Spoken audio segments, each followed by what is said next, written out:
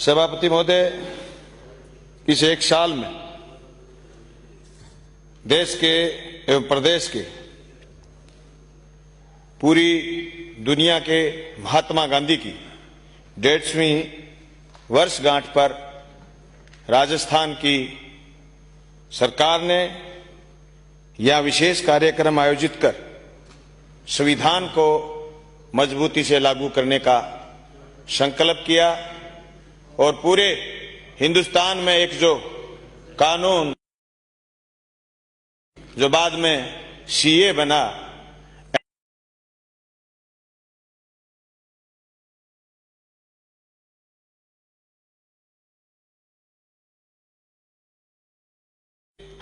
हम उम्मीद करते हैं कि बाबा साहब भीमराव अंबेडकर के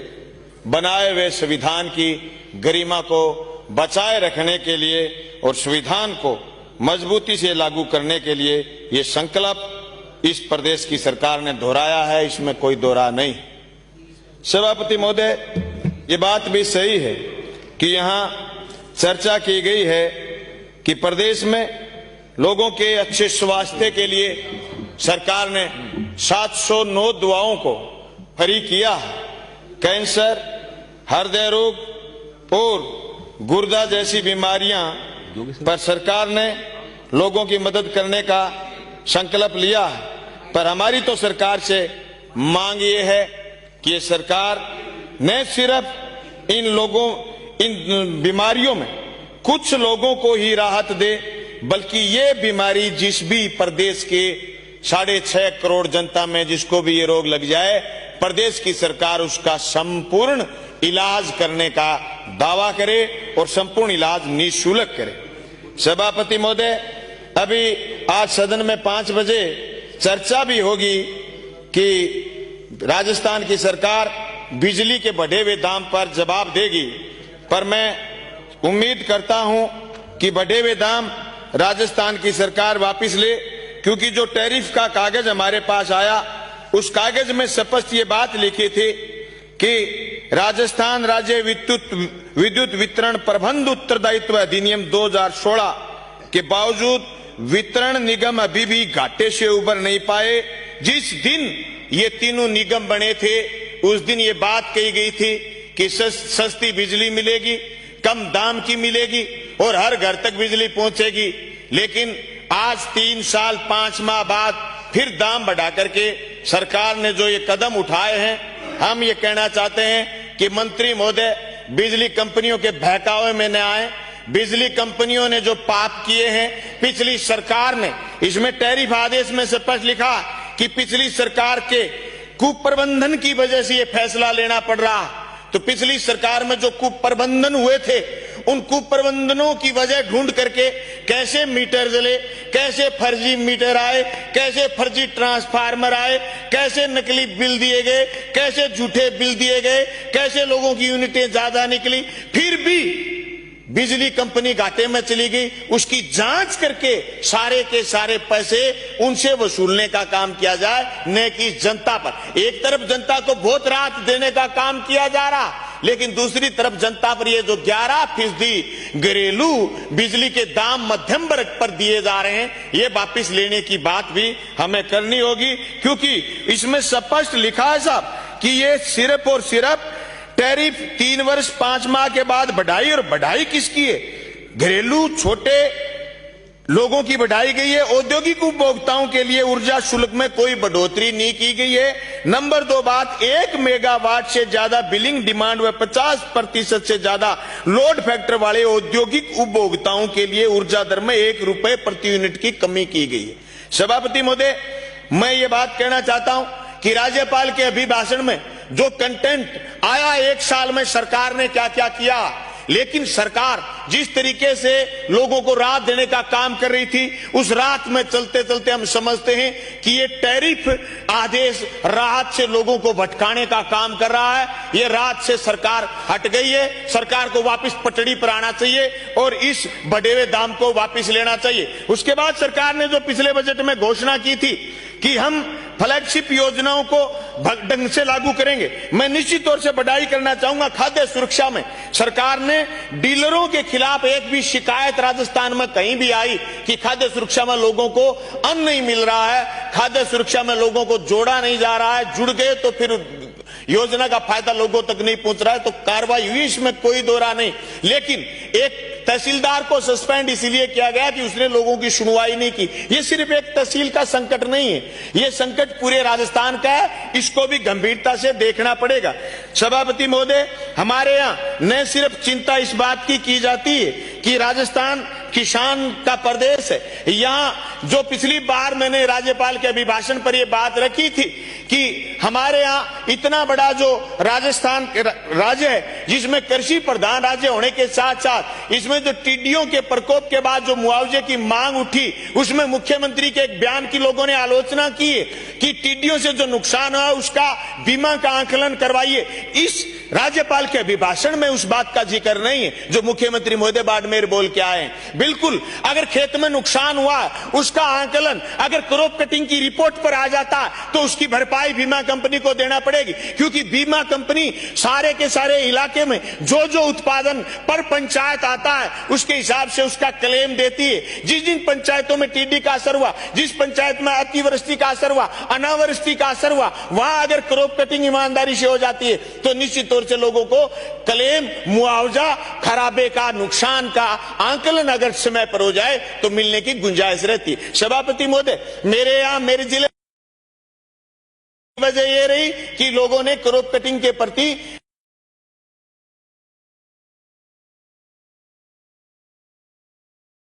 में कृषि मंत्री जी लोगों को पूरे राजस्थान में हर जिले में हर तहसील में फसल बीमा के प्रति लोगों को जागरूक करने का काम करें। अगर राज्यपाल के अभिभाषण में ये चीज होती तो और अच्छी लगती। हमारे मुख्यमंत्री 3 बार गए नौर भादरा के हिस्से का पूरा पानी लेने, और दूसरी राजस्थान के 0.17 IMF जो हिस्सा अभी भी पंजाब ने हमें दिया नहीं, 3 बार गए चंडीगढ़, लेकिन राज्यपाल के अभिभाषण में एक शब्द नहीं बोला गया। राजस्थान की खुशहाली में 0.17 IMF पानी भी एक 4 चांद लगाने का काम कर सकता है, लेकिन इसमें जिक्र इसलिए नहीं किया गया होगा कि हो सकता है 0.17 में पानी को थोड़ा मान लिया गया हो, 0.60 पानी को थोड़ा मान लिया गया हो। मेरे नौर भादरा का 0.17 में बाकी है तो राजस्थान का 0.60 पानी बाकी है, जो अभी भी 1981 के रावी व्यास जल समझौते के बाद भी हमें मिला नहीं है। सभापति महोदय, मैं चाहता हूं कि हमारे मुख्यमंत्री आने वाले दिनों में इसको और टास्क के रूप में लें और हरियाणा, पंजाब से केंद्र की दखलंदाजी के बाद हमें यह पानी दिलाने का काम करें। हालांकि केंद्र के मंत्री ने मीटिंग में हिस्सा लिया, लेकिन क्यों पता नहीं ये ठोस फैसला करवा पाए कि राजस्थान को इसके हिस्से का पानी मिले। सभापति महोदय, हमारे यहाँ किसान को दूसरा सबसे बड़ा जो फायदा होता है वो पशुधन का होता है। पशुधन पर जो राजनीतिक मार मारी गई 1998 से पहले हमारे तत्कालीन मुख्यमंत्री भैरू सिंह जी शेखावत के जमाने में जो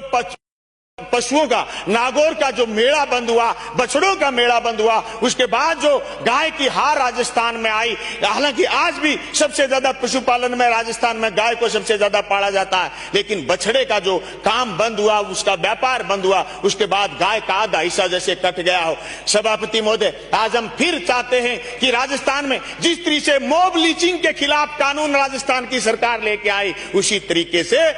पशुओं के मेले लगाने का कानून भी लेके आए और पशुओं के मेले राजस्थान में फिर लगे, फिर नागौरी बैल पूरे हिंदुस्तान में जाए, फिर हमारी गौ माता का जो प्रोडक्ट बछड़ा आता है वो राजस्थान का पूरे देश में जाए। ऐसी हम उम्मीद करते हैं आने वाले समय में हमें मिले। इसके साथ साथ राजस्थान की सरकार ने राज्यपाल के अभिभाषण में ये बात की कि 5000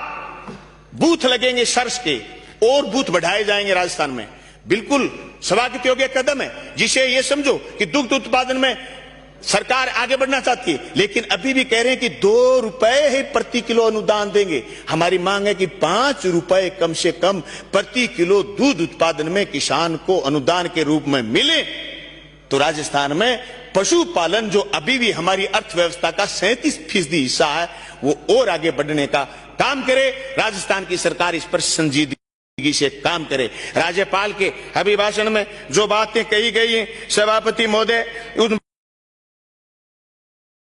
से पक्ष विपक्ष दोनों कह रहे हैं, लेकिन मुझे तो अचंबा एक बात का हुआ। जिस दिन हमारे यहाँ सीए एनआरसी पर चर्चा हुई थी, उस समय जब संविधान की बात आई थी तो हमारे बहुत बड़ी पार्टी के नेता ने एक बात कही कि आपका फुफ्फा भी लागू करेगा, कानून आपको लागू करना पड़ेगा। ये एक हमारे साथी ने ये कहा कि गोली मार दो। ये शब्द जो बोले जा रहे हैं संविधान को तार तार करने के शब्द हैं। सभापति महोदय, हिंदुस्तान वो देश है जहां लोगों ने इमरजेंसी को जेलों में जाकर के विरोध करके सरकार को वापस लेने के लिए मजबूर कर दिया था। हिंदुस्तान वो देश है जहां गोली मारने को कोई भी तार्किक नहीं कह सकता। हिंदुस्तान वो देश है जहां लोग संविधान के अंदर बंधे हुए हैं। हिंदुस्तान वो देश है जहां रामायण, महाभारत, कुरान, बाइबिल, गीता, गुरु ग्रंथ साहब से बड़ा हिंदुस्तान का संविधान है। उस संविधान को मानने की बात हम सब लोगों को करनी चाहिए। मैं समझता हूं यहां बैठने वाले 200 के 200 लोग अगर संविधान विरोधी बात करने लग जाएंगे,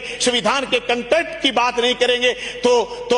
देश प्रदेश की जनता क्या देखेगी? ये संविधान, ये सभापति महोदय कि हमारे राज्यपाल महोदय जिस लाइन से राज्यपाल बन के आए हैं, उनको राजस्थान की कांग्रेस सरकार के अभिभाषण की बड़ाई करनी पड़ रही थी। ये संविधान, ये सभापति महोदय उनको पढ़ना पड़ रहा था कि राजस्थान की सरकार ठीक कर रही है। वो अंदर से चाहे ना चाहते हो, लेकिन कहना पड़ता है क्योंकि वो संविधान की कदर करने वाले थे, संविधान की बात मानने वाले थे। आज राजस्थान प्रदेश की जनता को भी यह चीज तय करनी पड़ेगी कि संविधान को आगे बढ़ाने वाले लोगों की राजनीति आगे बढ़े या संविधान को ना मानने वाले लोगों की। हालांकि वो बाबा साहब भीमराव अंबेडकर का नाम भी लेते हैं, वो संविधान की बात भी करते हैं, लेकिन जिस तरीके से हिंदुस्तान के संविधान में लोकतांत्रिक तरीके से विरोध जिस कानून का राजस्थान में हो रहा हो और वहां के कोई नेता ये कहें कि आपके फुफ्फा को मानना पड़ेगा, नहीं, कानून को मानना पड़ेगा। कानून का कानून सम्मत विरोध भी हो सकता है। हम आपकी बात से सहमत ना भी हो, आपकी बात से सहमत हो भी सकते हैं,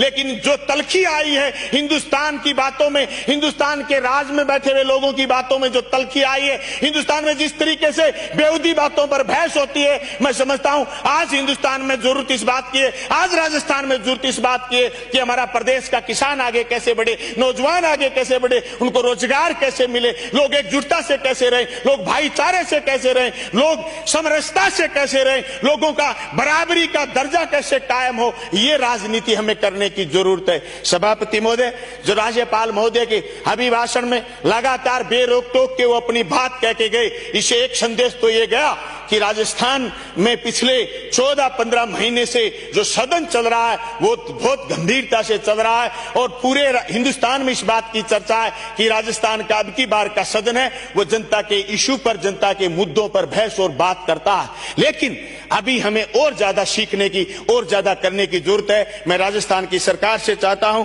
कि वो पेयजल को लेकर, आने वाले गर्मी के दिन आएंगे, पेयजल को लेकर के वो गंभीरता से प्रयास करें, फसल बीमा को लेकर के प्रयास करें। नहरी क्षेत्र, हमारी बहन किरण जी सुबह मुख्यमंत्री महोदय को कह रही थी कि हमारी नहरों के मरम्मत के लिए बजट दीजिएगा। हम भी ये चाहते हैं कि इसमें नहरी मरम्मत को लेकर के अगर और ज्यादा आश्वस्त करते तो राज्यपाल के अभिभाषण से हम खुश होते, क्योंकि हम भी नहरी क्षेत्र से, हमारी सिद्धमुख नहर, हमारी अमर सिंह बराक, हमारी राजस्थान कनाड़ आज भी बात जो रही है कि हमें पिछली सरकार ने तो बजट नहीं दिया, ये सरकार बजट दे और ये सरकार हर किसान के तल तक पानी पहुंचाने का काम करे। ये